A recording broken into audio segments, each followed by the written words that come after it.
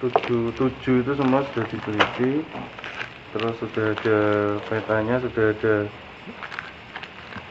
diagramnya. Karena jadi apa namanya, kalau penjelasannya yang panas aja itu berarti kontak dengan aktivitas magmatisme, berarti dari batuan panas. Berarti di atasnya ini masih ada yang aktif. Aktif memang lawu itu kalau vulkanisme sekundernya masih aktif, masih sangat Batu-batu dia pas lewat mau munggah tuh Mas. Aku ngerti watu warna kuning, warna merah, warna ini batu piye maksudnya? Kalau di permukaan itu biasanya Di pinggir kali loh. warna-warni itu ini sih Mas, apa? Karena apa, pelapukan, karena kontak dengan air hujan. Nah, terus kemudian kalau yang jelas ini juga apa? Secara umum seluruh mata air di daerah penelitian terbentuk akibat adanya struktur. Struktur itu bisa patahan, bisa lipatan, tapi di sini kemungkinan patahan dilihat dari pola kelurusan yang ada. Jadi ternyata di situ ada pola lurus. Nah, lurus ini berarti kemungkinan besar patahan. Kan saya bilang kalau mata air itu munculnya karena ada suatu kondisi ekstrim, bisa tekuk lereng, patahan, atau itu formasi yang berbeda, formasi batuan, jenis batunya jeglek gitu kan. Intinya ada kondisi jeglek tadi itu. Terus nah, secara geokimia ada tingginya kadar HCl, NaCl itu garam yang asin. Sebenarnya kalau bleng itu juga garam, tapi nanti bleng itu ketambahan apa ya tadi? Ada ketambahan lagi. Nah, intinya kalau yang asin itu menunjukkan bahwa kelompok mata air pablengan dan cumpleng itu yang bleng sama asin ada hubungannya dengan air laut atau terjadi pelarutan mineral evaporasi. Kalau ini sebetulnya di artikel ini belum ada kesimpulan, jadi ada dua kemungkinan. Pertama air laut, kalau air laut itu berarti nanti kemungkinan besar hubungannya dengan sistem yang di Sangiran sampai ke bleduk-bleduk di Grobogan, Blora, Bojonegoro, sampai ke Lumpur Lapindo itu semuanya kan mengandung garam. Atau yang kedua pelarutan mineral evaporasi. Jadi di bawah itu ada mineral-mineral hasil, jadi ada garam-garam lah Mas yang tertinggal di batuan-batuan di dalam. Tapi kalau ini sepertinya bukan hipotesis utama. Karena apa? Karena kalau kita melihat geologinya lawu itu sepertinya sulit untuk menemukan mineral evaporasi.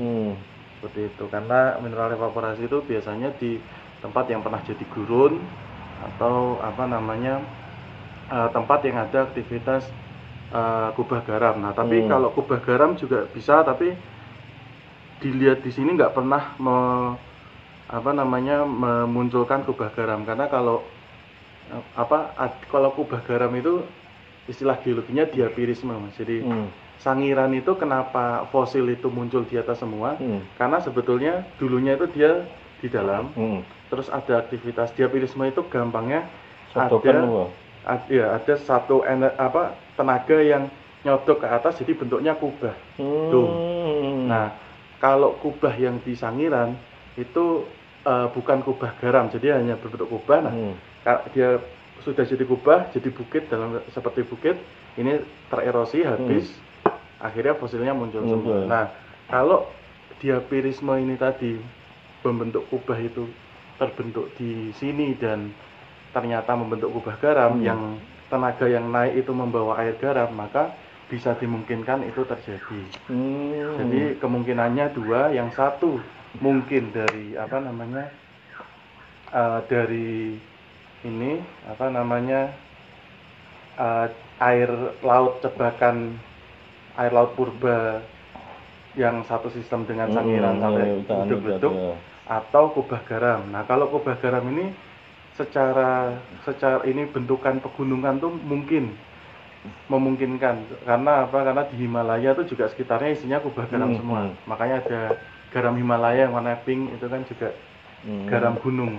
Tapi garam gunung itu agak kalau setahu saya di daerah sini itu enggak ada. Jadi ya kemungkinan kubah garamnya ini hipotesisnya nggak kuat. Di artikel ini juga tidak diarahkan ke situ. Terus kalau panas ya karena proses magmatisme. Nah, terus apa namanya? Kenapa ada yang apa namanya sangat asin? Kenapa ada yang tawar? Kalau tawar itu di sini dimungkinkan karena air meteorik. Air meteorik itu air tanah yang sumbernya dari hujan. Jadi maksudnya air yang dari atas. Dari atas. Ya, jadi apa namanya? Ini dalam tanda kutip air tanah yang Menampung usianya muda. Yang sumbernya karena air tanah itu ada yang tua di dalam sudah entah arus berapa sungai itu juta ya. tahun Arus ya. sungai itu gitu. Yang tidak kontak dengan air tanah atas, sedangkan kalau yang apa namanya? Yang air-air itu kemungkinan air meteorik. Nah, itu juga kelihatan tuh gini Mas, kalau mata air yang dia itu ya seger, maksudnya tidak ada campuran. Kalau misalnya yang kemarin kan ada yang belerang, ada yang besi oksida, ada yang kalsium dan sebagainya. Itu kemungkinan besar yang kalau ada campuran-campuran itu benar-benar dari tanah yang dalam, jadi bukan meteorik, bukan sumbernya. Namanya sama-sama air tanah, tapi air tanah ada yang dari benar-benar dalam tanah, ada yang dari air hujan yang menampung air hujan. Kalau di sistem gunung api muda, Merapi misalnya, itu air tanahnya air tanah meteorik. Makanya kalau kita umbul di sekitar Pengging sampai Klaten, sampai ke Jogja, Sleman, itu semua airnya air bening lah, maksudnya air yang tidak berasa, tidak berbau, gitu kan. Tapi kalau misalnya ada rasanya, ada baunya, misalnya dari belerang, besi sampai apa itu, bikarbonat dan sebagainya itu malah lama ya. Itu dari dalam ya. Air tanah yang namanya air apa? Ada yang menyebut fosil, air fosil gitu. Jadi air yang sangat dalam sekali. Jadi sudah kayak fosil gitu.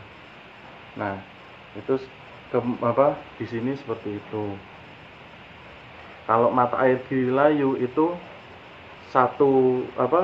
mata air Girilayu yang di situ itu persis sama kayak kalau airnya tuh sama kayak air sumur. Berarti dia itu air meteorik tadi. Jadi bukan dari sistem tanah yang dalam gitu.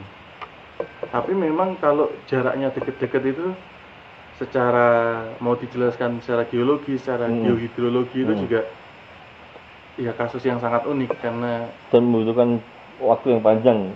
Iya, maksudnya kalau penelitiannya. Iya, kalau mencari alurnya, mencari apa tuh sangat sulit Mas. Tapi jadi ini tuh hanya bisa dijelaskan kemungkinannya, hipotesisnya sumbernya dari mana. Kalau itu secara ilmiah bisa, tapi kalau misalnya mau digambarkan alurnya itu pasti susah banget karena ya misalnya tadi jarak 5 meter, jarak 10 meter sudah beda jauh. Itu ya dalam tanda kutip keajaiban geohidrologi lah. Kalau ngomong masalah meteor Mas. Iya. Kalau batu meteor itu sama batu yang ada di bumi itu bedanya di apa? Kekerasan atau apa? Nah, kalau yang jelas untuk jadi pembeda itu kandungan metalnya, kandungan logam, besi, terus kemudian beberapa mineral metal kita, tapi terutama yang paling banyak besi, ada nikel dan sebagainya itu juga ada. Yang jelas kalau batu meteorit itu kandungan metalnya sangat tinggi.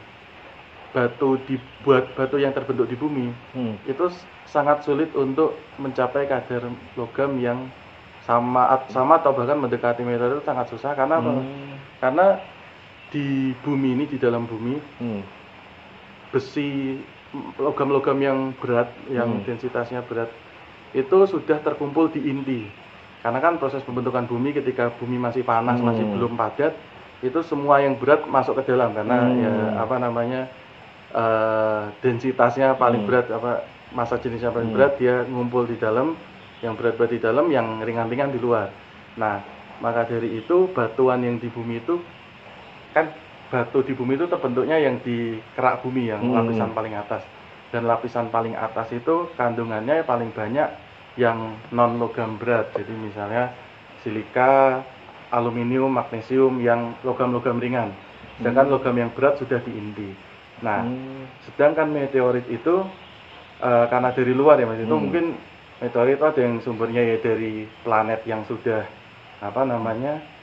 sudah mati terus pecah, ada mungkin ya ada bagian dari komet yang pokoknya intinya dari benda-benda langit yang sudah orbitnya kacau gitu, maksudnya sudah jalannya inilah sudah terombang-ambing gitu kan.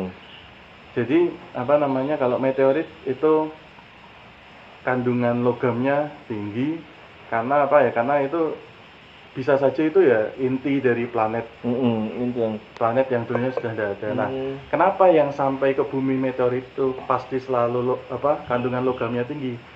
Bisa saja yang waktu di atas tuh ya kandungannya nggak semuanya logam, tapi karena masuk atmosfer terus terbakar, yang kandungan non logam yang tersisa ini tuh hilang. Nah, yang tersisa yang masih kuat kena panas, kena gesekan itu logam, makanya itu pasti yang sampai sini itu kandungan logamnya tinggi. Walaupun juga pasti ada kemiripan dengan batu-batuan di bumi, pasti ada silika juga yang membuat dia bentuknya kayak ada yang kayak kaca gitu. Tapi meteorit itu penanda utamanya adalah kandungan logam beratnya, besi, nikelnya itu tinggi. Berarti batu meteor yang warna hijau merah itu benar ya Mas, ada ya? Kalau warna itu bisa saja Mas, jadi bermacam-macam karena juga ada mungkin silikanya, besi juga itu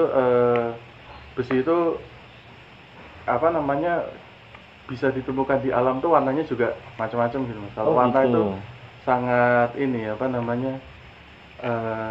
sangat beragam kemungkinannya. Kayak contohnya misalnya kita ngomong silika Si2, silika dioksida oksida, itu kuarsa misalnya mineralnya itu bentuknya bisa sama, cuman warnanya kalau ungu disebutnya ametis atau kecoklatan, ada yang namanya citrin, ada yang namanya smoky quartz, ada yang namanya bahkan kuarsa juga dengan bentuk lain, ada chalcedon, jasper, ada yang agate, yang semuanya tuh yang warnanya macam-macam, bahkan bisa gambarnya kayak pemandangan dan sebagainya. Itu kan interaksi mineral, ada interaksi dengan air, interaksi dengan macam-macam itu bisa.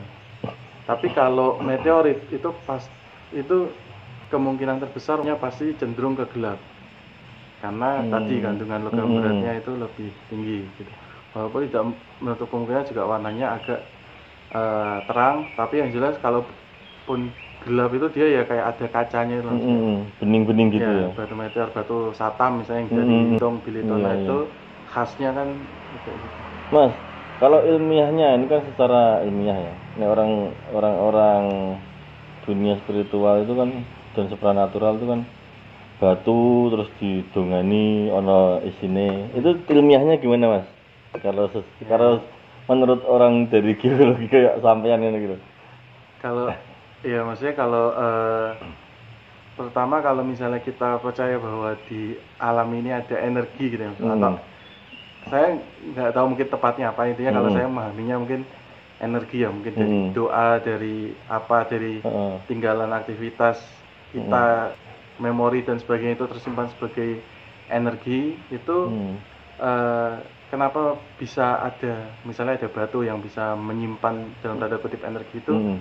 Kalau saya memaknainya ini Mas, dari batu-batu itu terutama misalnya kita katakanlah batuan beku ya.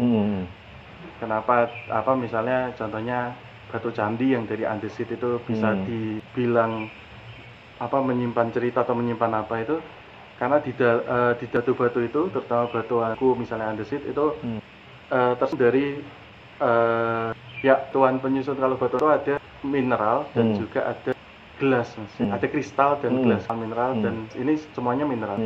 Nah, itu jumlahnya ada banyak sih, kecil, mikroskopis, dan juga juta miliaran di setiap itu. Jadi mungkin dan kristal-kristal itu bisa masing menyimpan energi sendiri. Ya Mas, jadi namanya dari situ mungkin ya kalau kita bayangkan ya seperti kita nyimpen data di dunia modern, ada kalau hard disk, flash disk, contohnya hard disk pakai semacam pitamak gitu, yang dia itu bisa direkam sesuatu, alat rekamnya itu bisa kan kode. Kalau misalnya rekamnya kan pakai bit binary ya, 1 0 1 on off. Jadi data itu jumlahnya atau misalnya 1 0 1 0 0 1 misalnya seperti itu, data biner yang nanti kalau dibaca bisa oh ini datanya apa, oh ini berupa dokumen atau foto atau gambar dan sebagainya. Flash disk dan sebagainya, HDD, SSD semuanya pakai yang sama Mas. Jadi menyimpan data dengan sistem binary, jadi ada on off. Nah, saya memaknainya kalau misalnya kenapa batu itu bisa menyimpan memori atau menyimpan energi atau apa, itu juga seperti itu. Jadi masing-masing kristal yang kecil-kecil itu mungkin masing-masing kristal itu menyimpan data seperti binary itu. Oh ini 10001. Jadi ketika semuanya dibaca itu bisa dalam tanda kutip ada satu file di situ. Karena juga mungkin kalau bagi teman-teman yang kristal, yang penyuka kristal itu batu akik lah terbesar ya. Dan bukan cuma di Indonesia Mas, tapi malah justru yang punya keyakinan seperti itu baik di luar negeri itu masing-masing kristal itu punya karakteristik dan punya sifat yang berbeda-beda. Jadi sama-sama, maksudnya antara ametis dengan sitrin walaupun dia sama-sama kuarsa, tapi kalau ametis itu lebih ke untuk cinta misalnya, kalau sitrin itu untuk keuangan atau untuk rezeki gitu. Terus misalnya giok itu kenapa disebut untuk keberuntungan dan sebagainya, hoki dan sebagainya itu. Jadi saya juga memaknainya tadi, kristal masing-masing itu punya kemampuan untuk menyimpan energi yang berbeda-beda. Nah, kenapa andesit itu bisa menyimpan ceritanya, itu bisa disimpan dengan baik? Karena andesit sebagai salah satu batuan beku itu mineralnya nggak cuma satu Mas. Jadi mineralnya ada berbagai macam jenis, mulai dari kuarsa, plagioklas, terus kemudian ada piroksin, itu yang penyusun terbesarnya. Ada kuarsa, oligoklas, piroksin, mungkin ada ortoklas, ada bahkan mineral-mineral yang yang kayak turmalin dan sebagainya yang itu. Nah, jadi masing-masing itu mungkin punya kemampuan tersendiri menyimpan energi tertentu yang kalau itu bisa diselaraskan bisa. Yang jenengan sebutkan tadi orang luar itu meyakini batu punya energi masing-masing tadi ya. Entah hoki. Iya, masing itu punya. Jadi mungkin resonan berbeda gitu ya. Misalnya frekuensi garputala itu beda ukuran, beda bahan itu beda kemampuan menangkap tertentu. Itu seperti itu. Kalau di luar negeri itu malah hal itu ya. Ada pakemnya gitu. Kuars itu kalau misalnya mau dalam tanda energinya diperbesar dengan dengan gelombang suara sekian frekuensi. Misalnya ada namanya muntun itu ya bagus ketika dijemur di bawah bulan purnama. Semuanya di Eropa juga seperti itu. Jadi ya enggak, dan bagaimana mereka bisa merumuskannya itu ya. Pengetahuan itu. Tapi intinya ya bisa saja, entah kita kalau saya ya sebetulnya ya Mas, dibilang percaya banget ya enggak, tapi setengah percaya bahwa ya kristal-kristal itu mungkin bisa itu tadi menangkap frekuensi tertentu gitu. Jadi bisa ya gampangannya seperti flash disk, seperti hard disk ya. Dia itu punya komponen-komponen tadi ya. Mungkin setiap kristal kecil itu dia menyimpan satu biner yang kalau semuanya dibaca bersamaan oleh yang bisa gitu ya. Itu ya akan terbaca kisahnya seperti apa. Kan sama juga kalau kita punya flash misalnya. Kita tahu flash disk itu ada kalau misalnya tidak punya alat pembacanya gitu ya. Kalau flash disk mungkin tinggal sekarang CD gitu CDR itu. Kalau sekarang kita tahu datanya ada di dalam, kita nggak punya readernya kan juga. Nah, jadi ya seperti itu tadi Mas. Mungkin prinsipnya ya sama-sama menyimpan data. Dan kenapa andesit, kenapa batuan beku, kenapa batu candi, karena itu tadi kemungkinan karena kristalnya jumlahnya sangat banyak sekali, kecil-kecil gitu kan. Berbeda dengan kalau batu kapur itu kan batu sedimen hasil pengendapan yang dia itu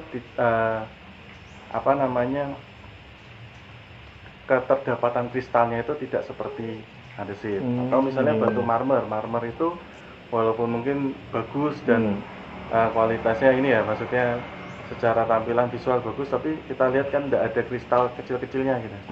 Nah itu kalau pandangan saya seperti itu. Kalau kayak di film Yoko ya mas, kan pernah tau Yoko Bibi Lum itu loh, orangnya pas sakit terus tidur di kotak giok, apa batu giok terus sembuh nih ilmiah Ya kalau kayak gitu memang apa itu mau didekati secara ilmiah 100% memang ya susah mas, karena kalau misalnya masalah kesehatan ya apa dokter itu kan ya bisa ngomong ini medis ini non medis, tapi ya kalau disambungkan tadi ya itu mas, bahwa mungkin saja memang giok itu punya energi atau dia bisa menyimpan frekuensi energi tertentu yang ini gitu. Dan ya kalau saya lihat memang beberapa, saya lihat misalnya di video-video di internet, beberapa orang luar negeri itu memang membuktikan bahwa batu tertentu itu bereaksi terhadap frekuensi tertentu gitu. Jadi ada yang apa namanya, dia ditaruh di air gitu, kalau dia apa namanya diberikan frekuensi tertentu dia kelihatan ada pergerakan, airnya bergerak, tapi kalau frekuensi yang lain tidak. Gitu ya mas. Karena kan kita juga penyusunnya beda mas, apa namanya sama-sama SiO2, tapi kalau misalnya sitrin itu warna kuningnya karena apa mungkin radioaktif, atau kan warnanya itu diakibatkan oleh bisa pengotor, istilahnya pengotor, atau dari intinya dari sumber luar ya. Kalau apa kuarsa tidak di apa-apakan itu warnanya bening gitu. Jadi apa, tapi kalau misalnya kena itu tadi mungkin dari aktivitas radioaktif, mungkin ketemu dengan apa namanya unsur besi, ketemu dengan unsur magnesium, itu warnanya beda-beda. Oh gitu ya mas. Jadi perubahan warna itu ternyata dari kayak gitu-gitu juga ya. Masing-masing ada ini, makanya itu juga ini mas apa kan kalau misalnya intan itu kan warnanya harusnya tanpa warna colorless ya, bening, tapi sekarang ini intan tuh banyak yang misalnya kayak pelangi-pelangi ya, yang warna-warni itu lebih mahal. Itu bisa di treatment mas, jadi diberikan panas. Kristal itu kalau diberikan panas warnanya berubah. Ada yang berubah jadi kuning, ada yang berubah malah jadi merah, ada yang berubah jadi keunguan gitu. Makanya kalau di sertifikasi ya kan batu-batu apa mulia atau ake itu kan ada, kalau yang ini ada sertifikasinya itu. Di situ pasti ada keterangan bahwa ini tuh warna ini alami atau warna ini diberikan treatment itu ya berarti warnanya buatan, batunya asli tapi warna yang muncul di situ buatan.